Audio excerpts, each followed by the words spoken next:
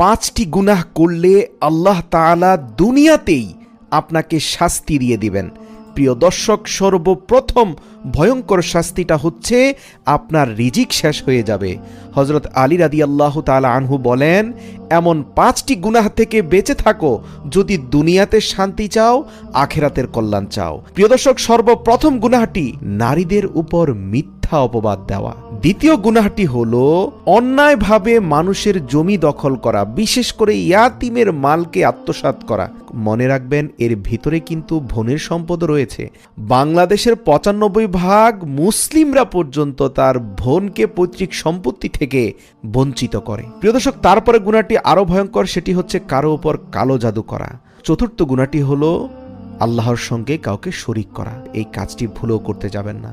শিরকের গুনাহ আল্লাহ তাআলা ক্ষমা করেন না। ও শেষ গুনাহটি হচ্ছে সুদ খাওয়া। 5টি